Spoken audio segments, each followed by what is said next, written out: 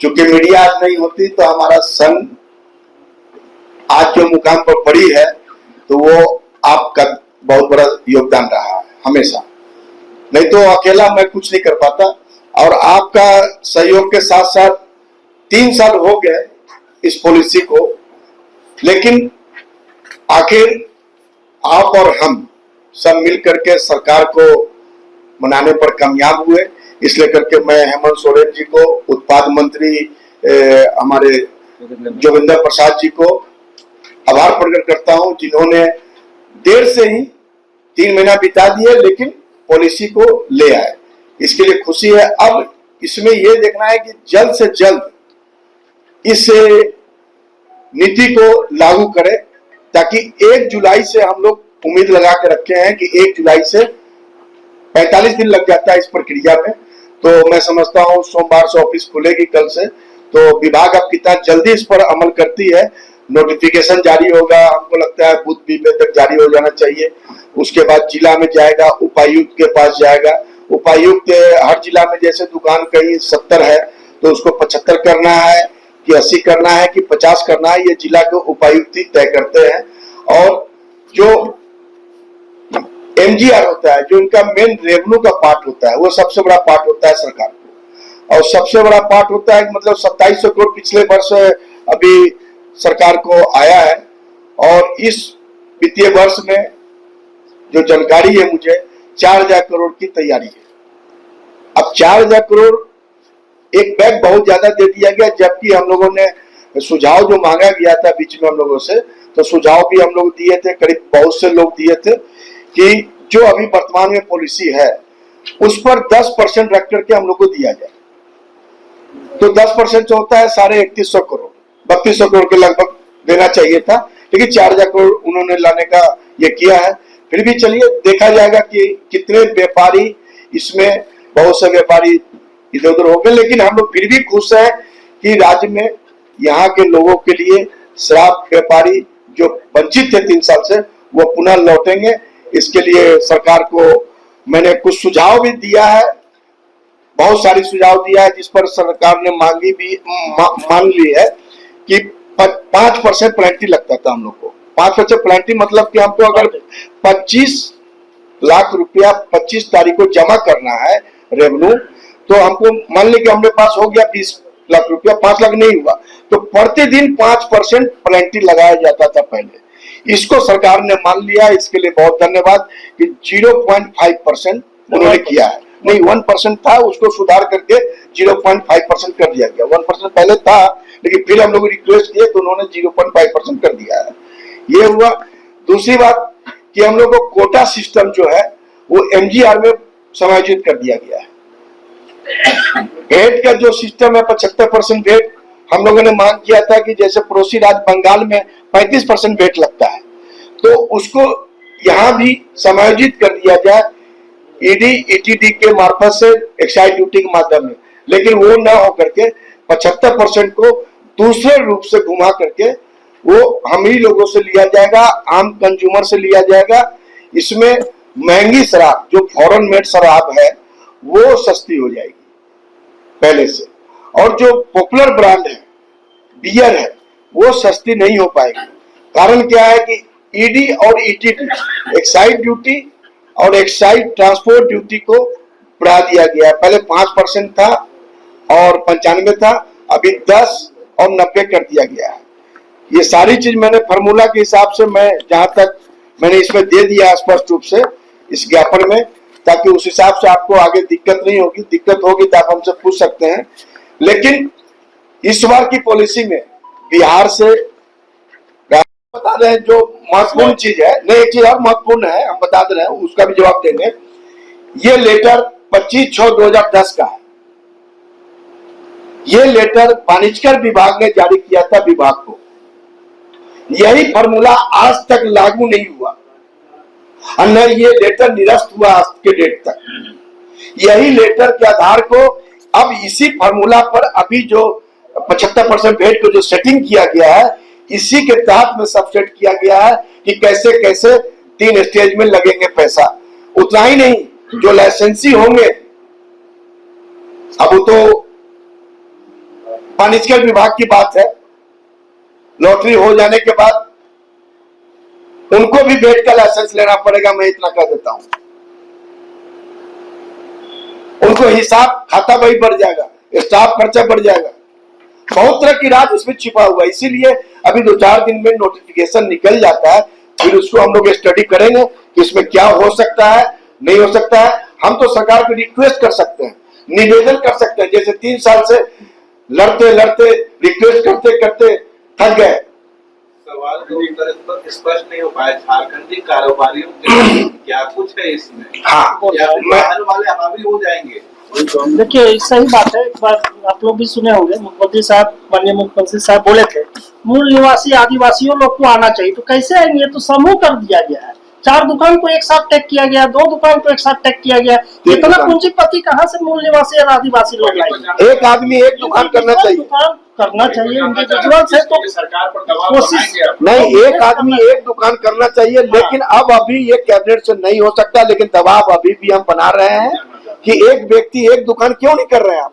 अच्छा, उन लोग को हमने तरफ से हम पर्सनली बोल रहे हैं कि मूल निवासी आदिवासी का शब्द आया था, मुख्यमंत्री साहब खुद बोले थे, तो उनको थोड़ा इसमें प्राथमिकता भी देनी चाहिए थी, कुछ रिबेट देनी चाहिए स्थानीय नीति पर। हाँ, जो फिक्स डिपॉजिट लिया जाता है उसी में कुछ डिस्काउंट करके दिया जाए ना। इससे क्या होगा कि प्रोत्साहित होंगे, बिजनेस करने में उत्साह होंगे। झारखंडी लोग क्यों नहीं दुकान में? ऐसा है जैसे झारखंड के व्यवसायी लॉटरी में भाग लेंगे और बाहर के व्यवसायी ओपन है टेंडर तो कोई भी भाग ले सकते हैं। बिल्कुल बिल्कुल। उसमें अगर झारखंड के व्यवसायी लॉटरी सिस्टम में कहीं पर कोई अनियमितता बढ़ गई राज्य सरकार द्वारा, जिसकी संभावना ज्यादा लग रही है अभी प्रेजेंट सिनेरियो के आधार पर, नहीं ऐसा नहीं है। सब्जेक्टिव में मामला होता है भैया, देखो भी आइए, अरे आइए, अरे आइए रिंकू जी आइए। जैसे छत्तीसगढ़ राज्यों के मैंने व्यापारी यहाँ भाग लेंगे लॉटरी में, उनको लॉटरी से सैंक्शन बनेंगे, किसी के साथ सिंडिकेट बनाएंगे, यहाँ के लोगों को ही रोजगार मिलेगा, वो तो बाहर से लेके नहीं आएंगे, वो अलग चीज है। लेकिन जो आपने अभी कहा वो चीज संभव नहीं है। देखिए अब हम लोग बहुत कुछ सीख चुके हैं 3 साल में, हम लोग सब भूखे बैठे हैं। ये जो शराब है, शराब किसी को रोक नहीं सकते हैं। यहाँ तो पहले सरकार चला रही थी, झारखंड सरकार चला रही थी, अगर जब प्राइवेटाइज हो जाएगा तो आप किसी को रोक नहीं सकते हैं। कोई व्यापारी कहीं भी जाके व्यापार कर सकता है पूरे हिंदुस्तान में। संघ का क्या इसमें स्टैंड है? झारखंड राज्य शराब व्यवसायी संघ आंदोलन किए, आप लोग लड़े हैं, आप लोग नहीं, हम स्पष्ट कर देते हैं। देखिए टेंडर सबके लिए होता है, कहीं का भी लोग हो पार्टिसिपेट कर सकता है, लेकिन हम लोग की निगरानी उस पर भी रहेगा कि बाहर से लोग, जैसे छत्तीसगढ़ आ गए, पानी मिलाने की आदत सिखा दिए यहाँ के लोगों को, तो वो चीज नहीं होने देंगे। 2 नंबर सोच करके अगर आएंगे उस पर हम लोग की निगरानी रहेगी, जो लोकल वाले नहीं रोके। हाँ, होता क्या है कि हम लोग की दुकान आसपास में है, थोड़ी सी आगे एक और दुकान है, मान लीजिए भाई साहब की दुकान है, एक दुकान मेरी आगे है, एक दुकान आगे है, तो वो किसी न किसी स्टाफ से किसी न किसी जरिए हम लोग की निगरानी रहता है। हमारा सेल डाउन हो रहा है तो वो क्यों डाउन हो रहा है, कैसे हो रहा है, 2 नंबर की शराब कहीं घुस रहा है जिसके चलते डाउन हो रहा है। इसलिए 2 नंबर का शराब प्राइवेट जब था तब नहीं होता था, उतना कभी पानी का कोई जानता ही नहीं था, 2 नंबर का शराब जानता ही नहीं था, हम लोग उसको पकड़वाते थे। एक कारण और है, विभाग के पास 1500 दुकानें हैं और 54 में दरोगा इंस्पेक्टर है, कैसे संभालेगा? कभी बहाली नहीं हो रही है। तो हमने उसके लिए सरकार को एक सुझाव भी दिया लिखित में 3 बार। इसके पहले भी हमारे विनय चौबे साहब थे, उस समय भी मैंने दिया था, उन्होंने टेंडर भी निकाला, बूम बैरियर भी लगाया फैक्ट्री में, लेकिन उसका कोई महत्व नहीं। हमने कहा था जैसे रांची नगर निगम को उदाहरण दिया था कि टैक्स नहीं कलेक्ट करती है, बिजली विभाग टैक्स नहीं कलेक्ट करती, और सोर्स से कलेक्ट करती है। तो आप इसके लिए एक कमांड सेंटर बनाइए, कमांड सेंटर की मनिया बहाल कीजिए, टेंडर निकालिए, लोग उसमें आएंगे और वो निगरानी रखेगा कैमरा के द्वारा, अपना नई टेक्नोलॉजी के द्वारा फैक्ट्री पर और दुकानों पर और 2 नंबर शराब पर। जैसे पहले 36 को हुआ करता था, राज्य के बॉर्डर पर ये बैरियर होता था जिसको बोलते हैं चेक नाका हट गया। क्यों? विभाग के शिथिलता के कारण, विभाग में इंफ्रास्ट्रक्चर स्टाफ की कमी के कारण। तो भोर सिंह यादव आए, उन्होंने 3 जगह खुलवाने का काम किया।